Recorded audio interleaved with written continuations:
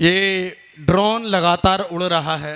अच्छा, उड़ रहा है। देखिए, मैं तो बिल्कुल ओरिजिनल वाला कवि हूँ। हाँ मुझे तो जो दिखता है मैं तो उस पर लिखता हूँ। हाँ। मुझे ये ड्रोन दिखाई दे रहा है, 4 पंक्ति यहीं से रखता हूँ। स्वागत ऋषभ है भाई भैया। साहब, आप बहुत शानदार व्यक्तित्व रखते हैं और आप युवा मोर्चा के 2 बार अध्यक्ष रहे हैं। अरे वाह। आपको इस बात का पता नहीं है, हमें एक वरदान प्राप्त है। जिन जिन लोगों ने मेरे साथ मंच साझा किया है उन्हें जीवन में बहुत कुछ मिला है। आहा। मेरे साथ एक बार अखिलेश यादव जी ने मंच साझा किया था, मुख्यमंत्री बने। उसके बाद योगी जी ने मंच साझा करा, वो मुख्यमंत्री बने। हाँ। एक बार आकर नरेंद्र मोदी जी मेरे पास बैठ गए, प्रधानमंत्री बने। अरे दोबारा आकर बैठे तो फिर दोबारा प्रधानमंत्री बने। हाँ। आज आप आके बैठे हो। अहो। एक बार ताली बजाओ ऋषभ भाई साहब के लिए। भाई साहब, लड़िएगा, ऐसा ना फिर हो आपको कि कुछ कहीं कूप के सारे लोग मंच पे ही आ जाएं आपके साथ बैठने के लिए। फिर इतने प्रधानमंत्री कैसे बन पाएंगे? ये बजाओ एक बार तालियां। ये अकेला मंच ऐसा है जिसपे इतने सारे हाँ। सोफे लगाए गए। हाँ इस पे सोफे बार बार भरे जाते हैं, हाँ फिर खाली कराते हैं, फिर भरते हैं, हाँ। फिर खाली कराते हैं। मुझे लग रहा है ये कवि सम्मेलन कवियों को सुनाने के लिए, सुनने के लिए नहीं है, केवल इन सोफों को भरने और खाली करने के लिए। ताली वाली बजाओ। कि कभी धरती तो कभी खुला आसमान नजर आते हैं, आहा। कभी धरती तो कभी खुला आसमान नजर आते हैं। मैं मंच का सम्मान चाहूंगा, मंच से प्रणाम चाहूंगा। भाई साहब फोन छोड़ दो, आज आपको सुनाने के लिए आए हैं। सुनना आप कि कभी धरती कभी खुला आसमान नजर आते हैं, कभी जटायु तो पुष्पक विमान नजर आते हैं, कभी जटायु तो पुष्पक विमान नजर आते हैं। और देखने वालों की चाहिए नजर, हाँ। दिख जाएंगे भगवान भी। हाँ। कि देखने वालों की चाहिए नजर, दिख जाएंगे भगवान भी। हमें तो इस ड्रोन में भी उड़ते हनुमान नजर आते हैं। हमें तो इस ड्रोन में भी उड़ते हनुमान नजर आते हैं। तब जाकर कहता हूं कि छाव की कसम, हाँ। तुम्हें धूप की कसम। आहा।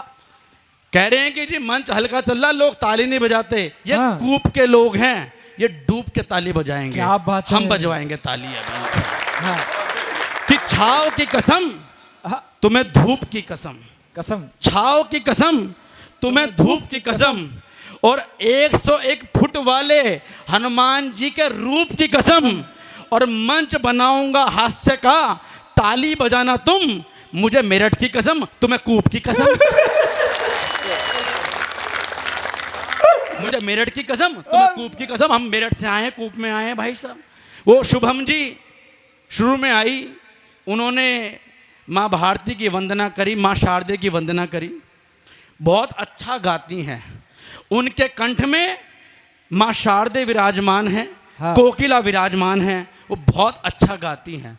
मैं भी अच्छा गाता हूँ। मैं अच्छा गा सकता हूँ, पर मैं गाता नहीं हूँ। अच्छा। क्यों नहीं गाता? क्योंकि मुझे गाने नहीं दिया जाता। अच्छा। 4 पंक्ति बता रहा हूँ, मुझे क्यों नहीं गाने दिया जाता। अपने हाथ खोलना कूप वालों की हद है, हद है, हद है, हद है कि हद से बाहर भी जाने नहीं देती। हद है कि हद से बाहर भी जाने नहीं देती। साली को मन के गीत सुनाने नहीं देती। मैं गुनगुनाता हूँ तो झूमती है पड़ोसन, बस इसलिए बीवी मुझे गाने नहीं देती। मैं इसलिए नहीं गाता भाई साहब। मैं गा सकता था। वो मुझे ऋषभ भाई साहब ने बोला कि मुझे एक बात बताओ प्रतीक भाई, अगर इस धरती पे सफल होना हो तो कैसे सफल हो? मैंने कहा जी हम कवि हैं, हम बताएंगे कैसे सफल हों। बोले कैसे होंगे? मैंने कहा जी एक धरती पे एक ही काम करना पड़ेगा। बोले क्या? बोले बदलना पड़ेगा। बोले क्या बदलना पड़ेगा? मैंने कहा हम कवि हैं, हम बताते हैं। इस धरती पे कुछ करना मत करना, एक बदलाव करना। मैं बताता हूँ क्या बदलना पड़ेगा। स्वागत है भैया। कि ये नगर, गांव और किला बदलते रहो। कि नगर, गांव और जिला बदलते रहो। ये मकान, महल और किला बदलते रहो। और हर सफल आदमी के पीछे होती है महिला, तो ना हो सफल वो महिला, बदलते रहो। बदलते रहो, बदलना पड़ेगा। ये अच्छा समाधान। भाई साहब ऋषभ भाई, वो तो मेरे पास फोन आया एलेश भाई का। हाँ। मैंने कहा जी क्या हुआ? बोले भाई कवि सम्मेलन में चलना है। मैंने जी कहाँ चलना है? बोले हाँ। कूप में। मैंने कूप में? मैंने हाँ। कूप कहाँ है? बोले रामपुर में। मैंने कहा जी मैं तो ना गया रामपुर और कूप में। बोले कोई बात नहीं, आ जाओगे तुम, बस आने का जुगाड़ करो। मैंने कहा जी आ जाएंगे, कैसे आना है? बोले एक काम करना। बोले क्या?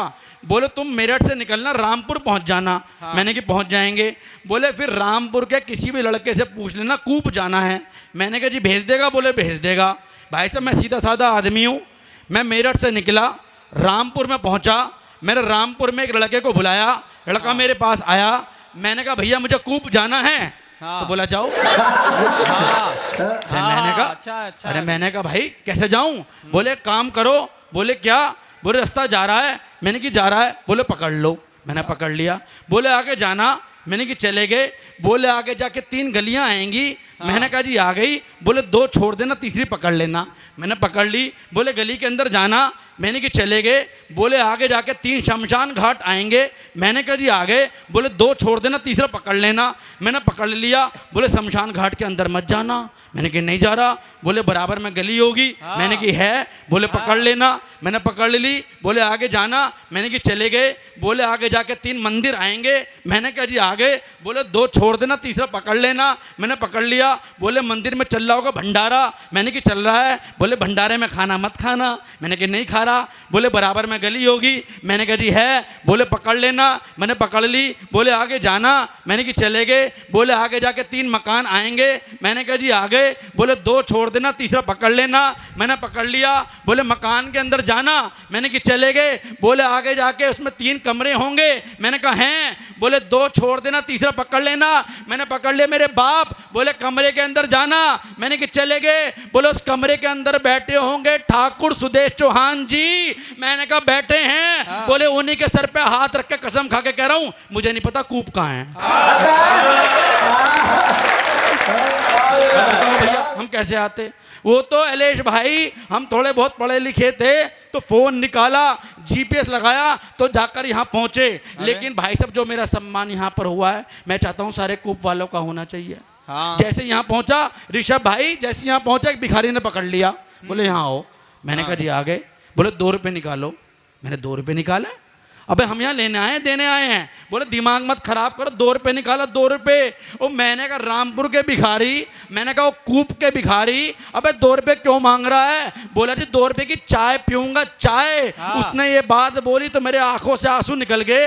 मैंने कहा हो रे वो भिखारी, इस कलयुग में कोई 2 रुपये की चाय आती है? मैंने हाँ। बाबूजी आप बताओ कोई 2 रुपये की आती है? चौहान साहब कोई 2 रुपये की चाय आती है? ऋषभ भाई जी बताओ 2 रुपये की चाय आती है? पहलवान साहब आप बताओ कोई 2 रुपये की चाय आती है? बिल्कुल नहीं आती। मैंने कहा मेरे कूप के भिखारी 2 रुपये की चाय नहीं आती। अगर तो चाय पीनी है तो 5 रुपये मांग, 5। उस भिखारी ने मेरी बात सुनी और जो मुझे जवाब दिया, अगर आपको लगे वो भिखारी केवल कूप का हो सकता था तो अपने हाथ खोलना साहब। उस भिखारी ने कहा साहब मांगने को तो मैं आपसे चाय के 5 रुपये मांग सकता हूँ। हाँ। मांगने को तो मैं आपसे अच्छी चाय के 10 रुपये मांग सकता हूँ। हाँ। मांगने को तो मैं आपसे कॉफी के 20 रुपये मांग सकता हूँ। पर मैं आदमी की औकात देख कर मांगता हूँ।